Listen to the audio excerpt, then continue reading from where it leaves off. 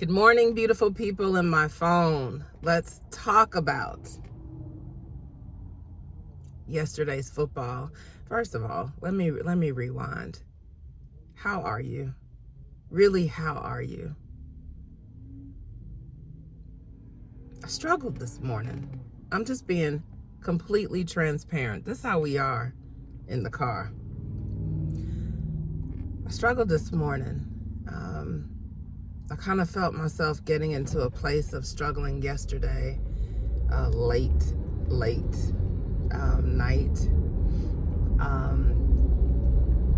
Of just having a motivation to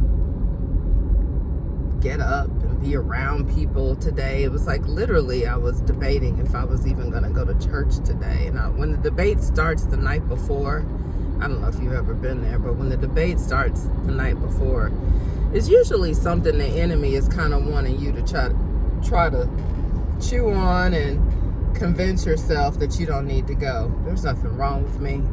I'm not sick. You know, I'm healthy. In a quarter mile, turn right onto Ernest W. Barrett Parkway Northwest. Apologies. I feel good, you know, physically, so there's nothing wrong with me. But do you ever get that mental battle?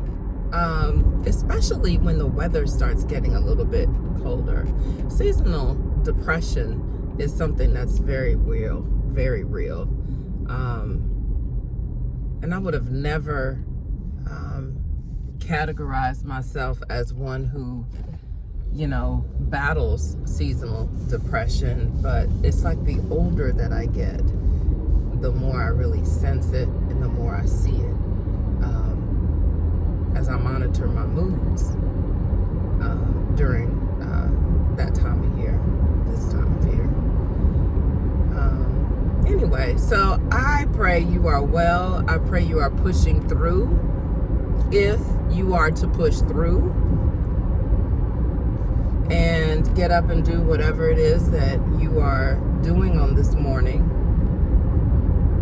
And if you're not to push through and you're actually to give yourself, your body, your mind, your soul rest, then I pray that you are embracing that too.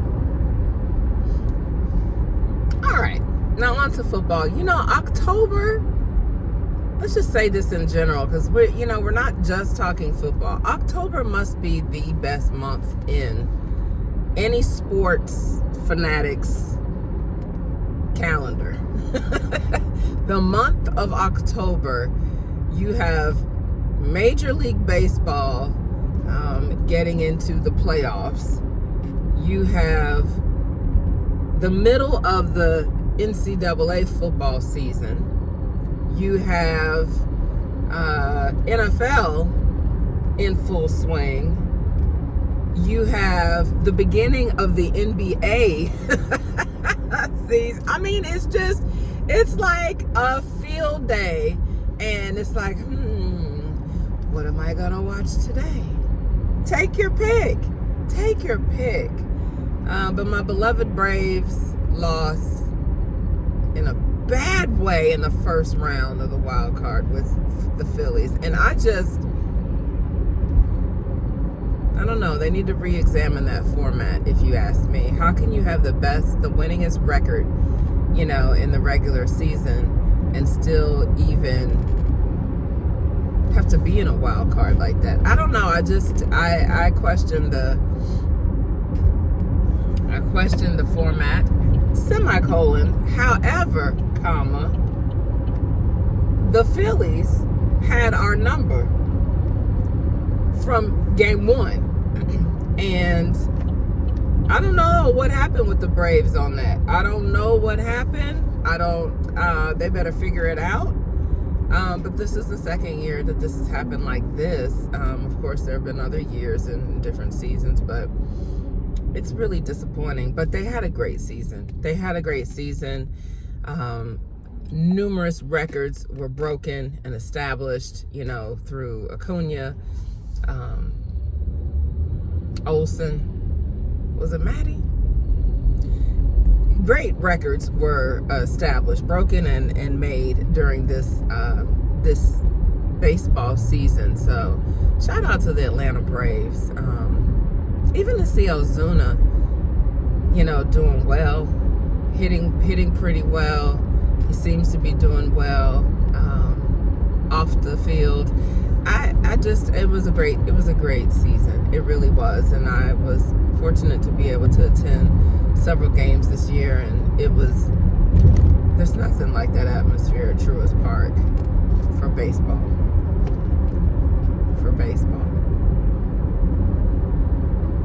Football last night, I'd say Michael Penix is my top Heisman candidate. What he did at the end of that game, well, throughout the game, but especially at the end of that game to win it, I thought was a Heisman moment for sure. Now, granted, if Oregon would have made the field goal, then this could be a completely different conversation. Hats off to Bo Nix. He's been around the world in a day, literally. I remember when he was at Auburn, as many of you do, and to leave Auburn, and it's not that he was bad at Auburn, it just, I don't know, they had a lot going on at Auburn during that time, but to see him at operating in a good scheme, he's under Dan Lanning, that seems to be a good fit for him. He's having a remarkable season as well.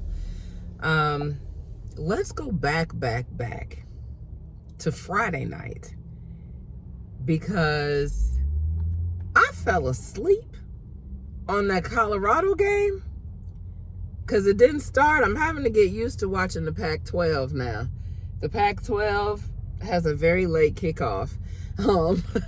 But then when you go into multiple overtimes too, it's like, no, I'd already stayed up to almost 3 o'clock in the morning for one of their games earlier this season.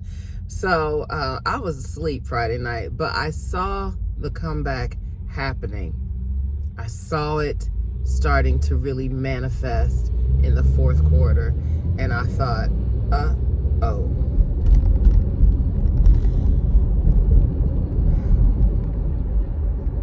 You hate to see that happen. Stanford was just relentless. Hats off to them for that. It became about their effort and who wanted it. And I loved, as always, Coach Prime's speech after that game, challenging his guys, with really what's their motivation and how badly do they want it. Because your why is supposed to make you cry. So much so in your effort to be able to see it through. And I'm not saying they didn't put forth the effort, but he knew what he saw as a coach and knowing his guys and knowing his players. And so for that to be the challenge, to them is what they needed to hear. It's mid-season. We're in the middle of the season. And they had that game won. It was like, 29-0 or 29-3 or 29-6 at the half. It was something like that. They had 29 points at the half. Much like our game yesterday. We had 26 points at the half. We'll get to Alabama. But I really did like Coach Prime's post-game, presser. He's the same. He's so consistent. And that's what it's about. It's about having a consistent message. It's about really repeating the same things over and over again so that people know that this is really you. You're locked in. This is your coaching philosophy. Greater than your coaching philosophy. This is who you are. You didn't just make it up because it's a trend. You didn't just decide that you were going to, completely go in a different direction because it'll get you the wins. No, this is who you are. It's an old school mindset of, being authentic, putting in the work, Making sure that you are consistent in your practices, because that shows up in your performance. And yeah, I'm listening. I'm talking about what he was talking about, and I feel like I'm preaching to myself last night, going back to the fact that I didn't want to get up this morning to come to get dressed. I wanted to get up, but I didn't want to go get dressed and get ready for service. So we all could use that inspiration and that motivation from time to time, so who do you allow to speak to you in your life like that? Are you open and receptive to that kind of coaching? That's a good question to ask yourself. Someone should be mentoring you. Someone should be coaching you. Maybe you have a therapist. Maybe you have an advisor of some sort. But to try to go through this life on our own is simply the antithesis of how we were created to live and to be. It won't work. It may work for a while. You may seem like you have moments, that are miraculous, and that may very well be true, but the consistency, it won't happen on your own. We weren't designed that way. We weren't created that way. It just won't happen on your own. So I appreciate listening to motivational speakers like Coach Prime, because that's what he is. He's more than a football coach, who, as they're challenging their players, as they're challenging people, I am receptive to the same challenge, because I don't have it all together.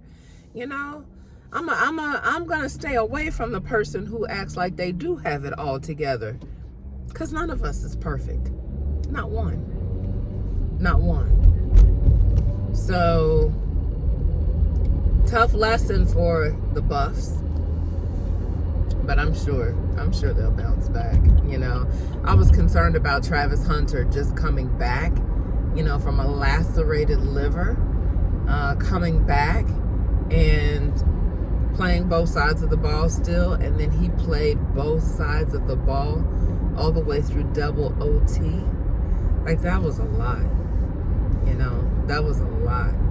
I'm not saying he couldn't handle it, but that one catch on his head, he got lost. Shout out to that receiver. I can't remember his name, but to make that catch, yeah, they wanted it. And that's the kind of effort. When you see that, that's how you know they want it better. Moving on to what else was good yesterday. LSU probably ended up blowing out Auburn. Jaden Daniels is prolific as a passer and running that offense.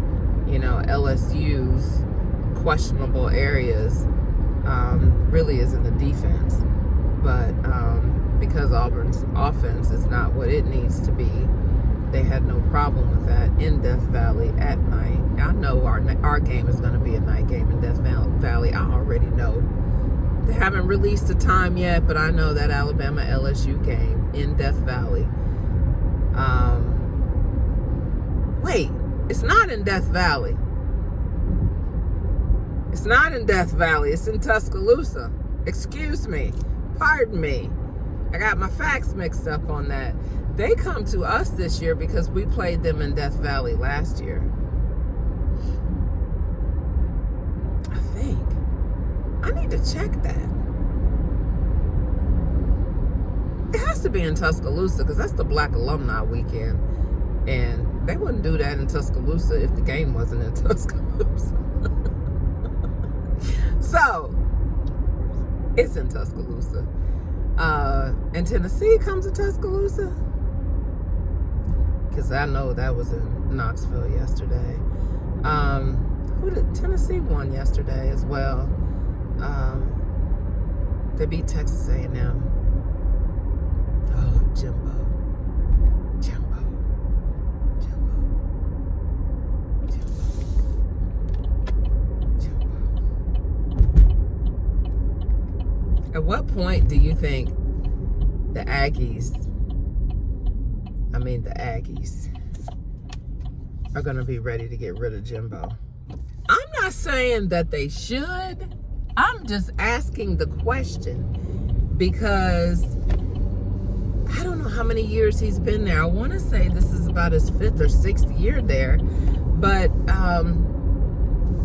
it's all the number 1 recruiting classes in the last, well, he had that one recruiting class that was number 1 2 years ago when he was talking all that talk.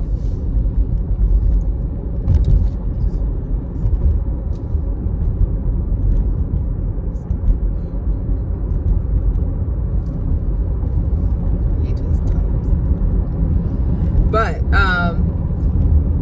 yeah, I don't know. I don't know. I don't know how long he's going to be able to hang around. I really don't know how long he's going to be able to hang around there. Adding Bobby Petrino, we thought was a great idea. I say they thought was a great idea.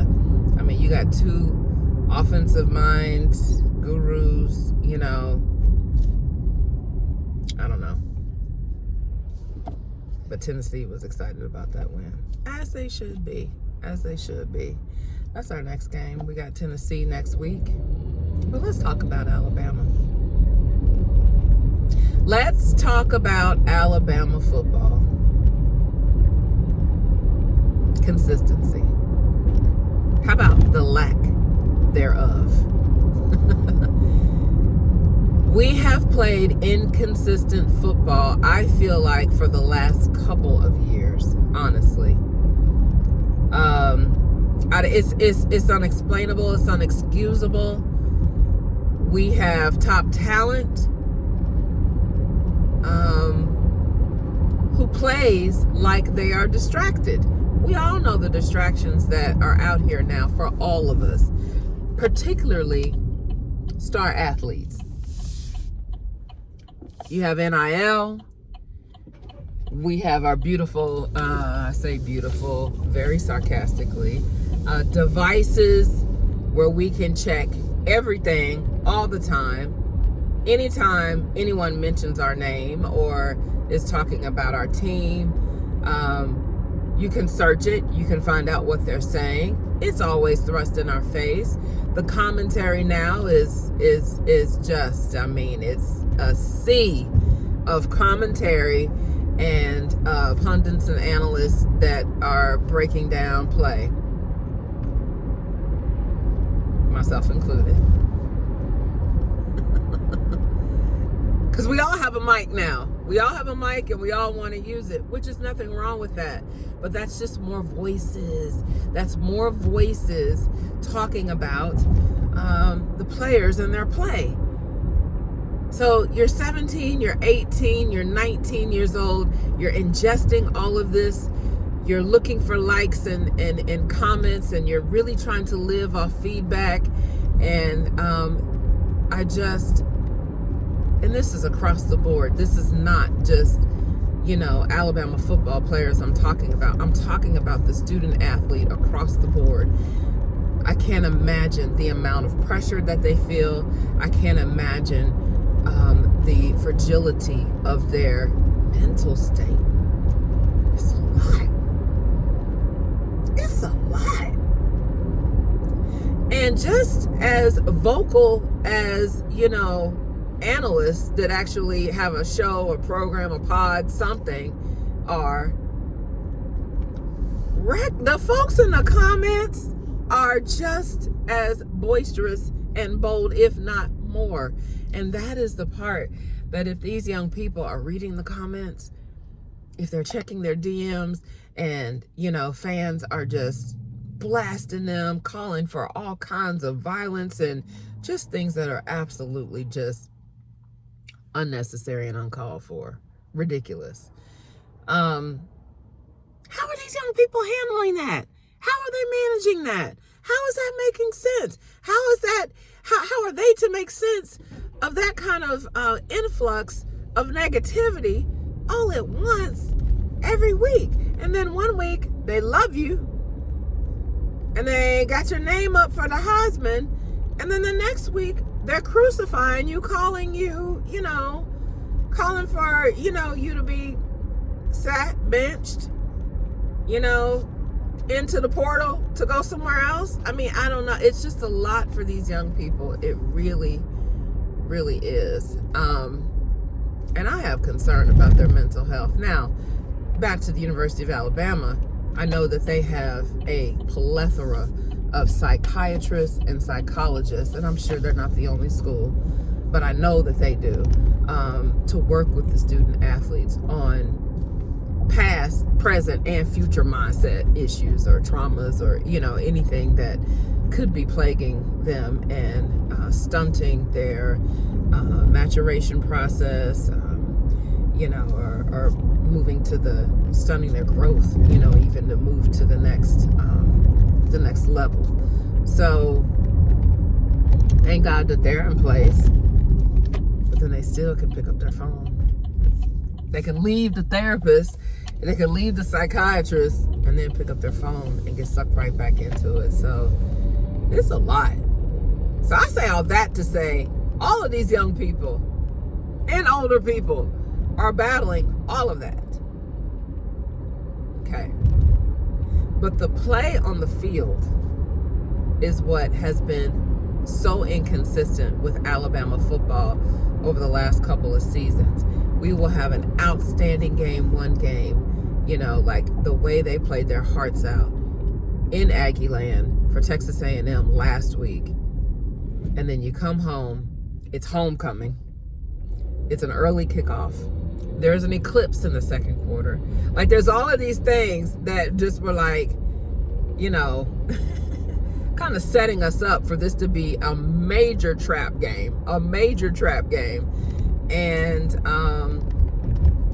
we come out the first half and stalled the first couple of series, but once that 79-yard pass to Knee Black, that's just, I love to see it. You love to see the explosive plays.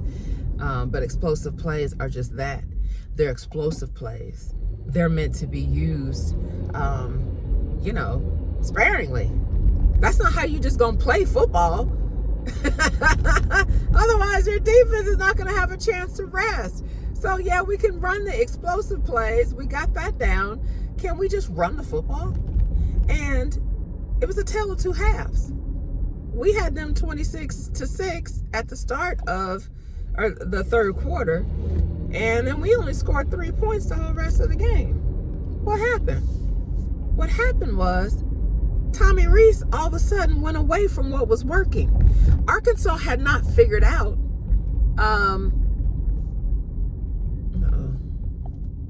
Arkansas had not figured out our run game. They had not figured anything out yet. So why we abandoned what was working, Tommy Rees, I have no idea. It didn't make a bit of sense, and that's what frustrates a fan base more than anything. Because when you see it, you're like, what is he doing? Is it about his ego? And I'm saying, him, in a broad sense. Is it about that particular play caller's ego that they just want to see what works? But dadgummit, if it ain't broke, don't fix it. Like, let's run the ball down their throats until they figure it out and make us do something else. We got a running back room that's completely stacked. And I mean, they are hungry. That was the first time I'd seen Roydell really run. I guess he got in a little bit for the Texas A&M game, but Justice Haynes, like he's RB1 for me. Now I know Jace has and I love Jace. I know he has the longevity of being there and seniority and all of that, but that freshman is going to be a beast for sure. He is a beast already. I'd love to see more of him. And Coach Saban is notorious for, giving freshmen breakout games like in natties or the SEC championship. He is notorious for doing that.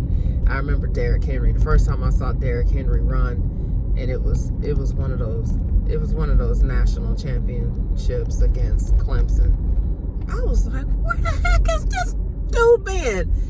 But everybody before him, who was the running back before Derrick Henry? You know who I'm talking about. And so you just have to wait your turn, and then there's a time and there's a season. I understand all of that, but that play calling yesterday was not consistent. So I'm on board with everybody needs to be consistent. The players need to play consistently and demonstrate a consistent effort, as well as the play calling. Be consistent with your play calling, the strengths of the QB, the strengths of the team, until the other team makes you change it. That's it. That's it for me on that. I'm at church. Y'all stay winning. And y'all stay free. Because you're worth it. Love y'all.